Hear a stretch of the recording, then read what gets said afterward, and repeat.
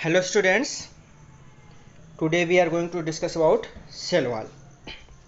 ठीक है, तो plant cell in addition to the plasma membrane have another rigid outer covering called the cell wall. ठीक है, plant cell के पास plasma membrane के अलावा एडिशन में क्या होता है, सेल वॉल होता है. The cell wall lies outside the plasma membrane. ये प्लाज्मा मेम्ब्रेन के बाहर पाया जाता है. ठीक है, the plant cell wall is mainly compose of cellulose, जो सेलुलोज का बना होता है. ठीक है, cellulose is a complex substances and provide structural strength to the plant. ये कॉम्प्लेक्स सब्सटेंस है जो कि स्ट्रक्चरल स्ट्रेंथ प्रोवाइड कराता है प्लांट को. When a living plant cell loses water through osmosis, there is shrinkage or contraction of the content of the cell away from the cell wall. ठीक, this phenomena is known as plasmolysis. We can observe this phenomena by performing the following activities. देखो, plasmolysis को ऐसे समझ सकते हैं कि when we put a plant cell in hypertonic solution, then क्या होगा, यदि प्लांट सेल को हम हाइपरटोनिक सोल्यूशन में रखेंगे तो उसका सेल मेम्ब्रेन श्रिंक करेगा, लेकिन सेल वॉल श्रिंक नहीं करेगा. उस केस में क्या, cell membrane move away from the cell wall. This phenomena is known as plasmolysis. केवल प्लांट सेल में होता है, इस बात को ध्यान रखना. एक्टिविटी की बात करें तो रोहियो लीफ की आप स्लाइड बनाएंगे, माइक्रोस्कोप में ऑब्जर्व करेंगे और उसमें आप 1 ड्रॉप सैचुरेटेड शुगर सोल्यूशन और सॉल्ट सब्सटाइड करेंगे, तो आप माइक्रोस्कोप में ही प्लाज्मोलाइसिस प्रोसेस को देख सकते हैं. सेकेंड केस में क्या है कि आप रोहियो लीव्स को वाटर में बॉयल कर दें, फिर उसकी स्लाइड बनाए तो सेल डेड हो चुकी है, फिर उसमें वही कॉन्सेंट्रेट सोल्यूशन डालेंगे तो प्लाज्मोलाइसिस नहीं दिखाई देगा क्योंकि सेल डेड हो चुकी है. यानी प्लाज्मोलाइसिस कैसा फिनोमेना है, केवल लिविंग सेल्स में होगा, डेड प्लांट सेल्स में नहीं होगा. ठीक है, यहाँ पे आते हैं. What do we infer from this activity, मतलब क्या कंक्लूजन निकाल रहे हैं. It appears that only living cells and not dead cells are able to absorb water by osmosis. Clear. Cell wall permit the cell of plants, fungi and bacteria to withstand very dilute hypotonic external media without bursting. In such media, the cell tend to take up water by osmosis. ठीक है. The cell swell, building up the pressure against the cell wall. The wall exert an equal pressure against the swollen cell. क्या कर रहा है, जो plant cell है जिसके पास cell wall है, उसकी खास बात क्या है, जो हाइपोटोनिक सोल्यूशन में टॉलरेट कर सकता है. यदि हाइपोटोनिक सोल्यूशन रखेंगे तो सेल मेम्ब्रेन स्वेल तो करेगा और प्रेशर एक्सर्ट करेगा सेल वॉल पे. सेल वॉल भी उतना ही इक्वल प्रेशर सेल मेम्ब्रेन पे एक्सर्ट करेगा, इसलिए प्लांट सेल ब्रस्ट नहीं करेगा. जबकि इनवर सेल को रखोगे तो उसके पास कोई सेल वॉल नहीं है, तो स्वेल करते करते एक लिमिट के बाद वो फट जाएगा, ब्रस्ट कर जाएगा. ठीक, because of their wall such cell can withstand much greater changes in the surrounding medium than inner cells. वो अपने सराउंडिंग मीडियम में ज़्यादा देर तक सस्टेन कर सकते हैं, बने रह सकते हैं. अब बात करेंगे हम लोग न्यूक्लियस की. तो remember the temporary amount of onion peel we prepared, we had put iodine solution on the peel. Why, what would we see if you tried observing the peel without putting the iodine solution. हमने onion peel की slide बनाई, ठीक है, और उसमें हमने iodine solution डाला है. आयोडीन सोल्यूशन नहीं डालेंगे तो क्या होगा, हमको कुछ नहीं दिखाई देगा, ट्रांसपेरेंट चीज़ें हैं. ठीक है, try it and see what the differences is. Further, when we put iodine solution on the pill, did each cell get evenly colored? क्या करें, जो सभी सेल हैं क्या बराबर अमाउंट में कलर्ड हुए हैं, तो ऐसा नो, ऐसा नहीं होता. According to their chemical composition, different region of the cell get colored differently. Cytoplasm का कलर अलग होगा, न्यूक्लियस का कलर अलग होगा, सेल वॉल या सेल मेम्ब्रेन का कलर अलग होगा. कलर अलग होने का मतलब ये नहीं कि कलर अलग हो जाए, कोई लाइट है तो कोई डार्क है, कोई मीडियम है. Some region appears darker than the other region. Apart from iodine solution, we could also use safranin solution or methylene blue solution to stain the cell. We have observed the cell from an onion. Let us now observe cell from our own body. तो 35.7 में हम क्या करेंगे, ice cream spoon को लेके हम लोग चीक के इनसाइड में जो है जेंटली स्क्रैप करेंगे और उससे हमारा स्किन आ जाएगा इनसाइड में. फिर उसको स्लाइड पे रखेंगे, मेथाइलिन ब्लू ऐड करेंगे और उसको माइक्रोस्कोप पे ऑब्जर्व करेंगे. तो वहाँ भी हमको क्या दिखेगा, डॉट डॉट लाइक स्ट्रक्चर दिखाई देगा, जिसको हम न्यूक्लियस कहते हैं. ठीक है, यह लिखा है. Was there a darkly colored spherical or oval dot like structure near the center of each cell? This structure is called nucleus, where there are similar structure in onion peel cells also. Nucleus को हम brain of the cell बोलते हैं। क्यों बोलते हैं अब आप लोगों को समझ में आ जाएगी चीजें। The nucleus has a double layered covering called nuclear membrane. The nuclear membrane has pores which allow the transfer of material from inside the nucleus to its outside।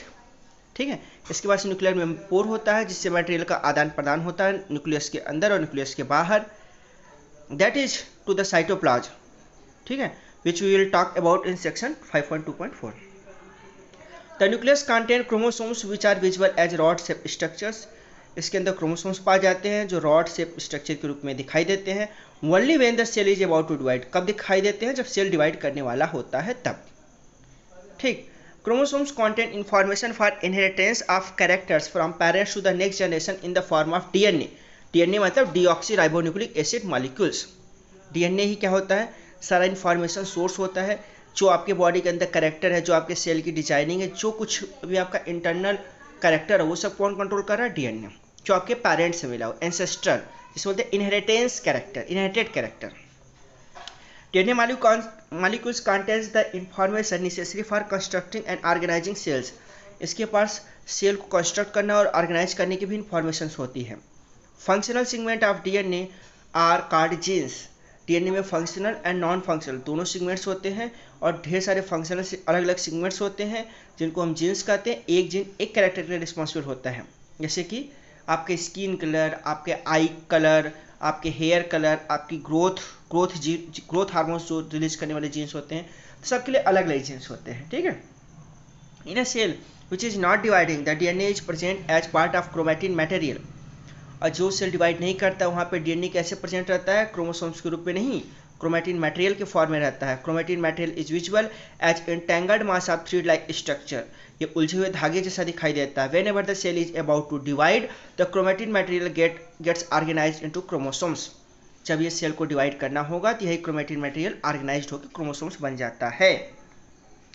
The nucleus play a central role in cellular reproductions, the process by which a single cell divides and form two new cells. Cellular reproduction क्या होता है? एक single cell divide होकर यदि दो नया cell बना दे तो इसको सेलुलर रिप्रोडक्शन बोलेंगे। अब दो नया सेल बनाने के लिए पहले न्यूक्लियस भी तो दो होना चाहिए, तो यहाँ पे न्यूक्लियस इंपॉर्टेंट रोल प्ले कर गया। It also play a crucial part along with the environment in determining the way the cell will develop and what form it will exhibit at maturity by directing the chemical activities of the cell। Nucleus क्या करता है? Cell के अंदर जो भी chemical activities उनको direct करता है, उसी हिसाब से वो सेल को इन्वायरमेंट के अकॉर्डिंग ढलने के लिए और जैसे जो रिक्वायरमेंट हो उसके अकॉर्डिंग वर्क करने के लिए प्रमोट करता है। इस वजह से सेल को ब्रेन बोलते हैं। सारे काम न्यूक्लियस ही कंट्रोल करता है। In some organisms like bacteria, the nuclear region of the cell may be poorly defined due to the absence of a nuclear membrane। ठीक है, बैक्टीरिया में न्यूक्लियर मेम्ब्रेन नहीं होता है, इसलिए इनका न्यूक्लियर रीजन क्या होता है? पुअरली डिफाइंड होता है, अच्छे से डेवलप नहीं हो रहा रहता है। Such an undefined nuclear region containing only nucleic acid is called nucleoid. इनको न्यूक्लियोइड कहते हैं। Such organism whose cells lacks a nuclear membrane are called prokaryotics. Pro means primitive और primary, karyote means karyon, that means nucleus. Organism with cells having a nuclear membrane are called eukaryotics. Organism जिसके पास nuclear membrane होता है उसको eukaryotic बोलते हैं, जिसके पास न्यूक्लियर मेम्ब्रेन नहीं होता है उसको प्रोकैरियोटिक कहते हैं। Prokaryotic cells also lack most of other cytoplasmic organelles present in eukaryotic cells. जो यूकैरियोटिक सेल्स में ऑर्गन्स होते हैं वो प्रोकैरियोटिक में नहीं पाए जाते हैं, जो मेम्ब्रेन डबल मेम्ब्रेन ऑर्गन्स होते हैं। Many of the function of such organelles are also perform by poorly organized part of the cytoplasm. उन सारे फंक्शन कौन परफॉर्म करता है? तो poorly organize part of cytoplasm. The chlorophyll in photosynthetic prokaryotic bacteria is associated with membranous vesicles bag like structure but not with plastid as a nucleotic cells. अब कहा जाए eukaryotic cells में chlorophyll कहाँ पाया जाता है? तो आंसर है प्लास्टिड, जबकि प्रोकैरियोटिक में एक बैग में, एक वेसिकल्स में होता है, जस्ट वैक्यूल्स में होता है। ये एक प्रोकैरियोटिक सेल्स का डायग्राम है जो कि एक अपने आप में बैक्टीरिया है। अब बात करेंगे साइटोप्लाज्म का। न्यूक्लियस कंप्लीट हो गया, ठीक है। Cytoplasm, when we look at the temporary amount of onion peel as well as human cheek cells we can see a large region of इस cell enclosed by the cell membrane. ठीक है, हमने large region cell membrane के अंदर enclose देखा। This region takes up very little stain. ये region बहुत कम स्टेन लेता है। It is called the cytoplasm. इसको साइटोप्लाज्म कहते हैं। The cytoplasm is fluid content inside the plasma membrane. ये प्लाज्मा मेम्ब्रेन के अंदर का फ्लूइड कंटेंट है। It also contains many specialised cell organelles. ये ढेर सारे स्पेशलाइज सेल ऑर्गन को अपने पास रखता है साइटोप्लाज्म में। Each of this organelles perform a specific function for the cell. एक एक जो ऑर्गेनेल है वो स्पेसिफिक फंक्शन परफॉर्म करते हैं सेल के लिए। Cell organelles are enclosed by membranes, ये मेम्ब्रेन से इनक्लोज रहते हैं।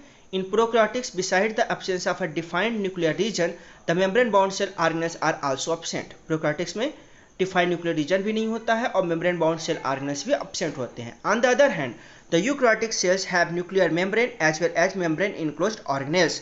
जबकि न्यूक्लियर प्रोकैरियोटिक में दोनों पाए जाते हैं, न्यूक्लियर मेम्ब्रेन डेवलप रहता है प्लस मेम्ब्रेन इनक्लोज्ड ऑर्गेनेल्स भी पाए जाते हैं। The significance of membrane can be illustrated with the example of viruses. यदि मेम्ब्रेन का हमको सिग्निफिकेंस बताना हो तो वायरसेस के एग्जांपल से इसको जस्टिफाई कर सकते हैं। Viruses lack any membrane and hence do not show characteristics of life until they enter a living body and use its cell machinery to multiply। इसका मेम्ब्रेन नहीं है इसलिए ये नॉन लिविंग जैसा काम करता है, लेकिन लिविंग जैसा काम करने लगेगा जब ये किसी लिविंग ऑर्गेनिज्म को अफेक्ट करेगा। ठीक है, इसीलिए वायरसेस को बोलते हैं connecting link between the living beings and non living beings. इस वजह से आप मेम्ब्रेन का इंपॉर्टेंस समझ सकते हैं कि विदाउट मेम्ब्रेन कोई नॉन लिविंग हो जा रहा है। क्लियर? हम लोग बातें करेंगे क्वेश्चंस की। Fill in the gaps in the following table illustrated difference between prokaryotic and eukaryotic cells। इसको हम लोग डिस्कस करेंगे। तो प्रोकैरियोटिक सेल्स क्या होते हैं, साइज में स्मॉल होते हैं, 1 से 10 माइक्रोमीटर के बीच में होते हैं, 1 micrometre is equal to 10⁻⁶ metre. और यूकैरियोटिक सेल बड़े होते हैं 5 से 100 माइक्रोमीटर। न्यूक्लियर रीजन की बात करें यूकैरियोटिक में तो well defined and surrounded by a nuclear membrane, जबकि प्रोकैरियोटिक में बात करोगे तो not well defined and known as nucleoid. Chromosomes prokaryotic में सिंगल, यूकैरियोटिक में मोर देन 1। अब प्रोकैरियोटिक में membrane bound cell organ absent, eukaryotic में membrane bound cell organs presents. ठीक है, इस लेक्चर में इतना ही। नेक्स्ट लेक्चर हम लोग पढ़ेंगे, क्या पढ़ेंगे? Cell organelles.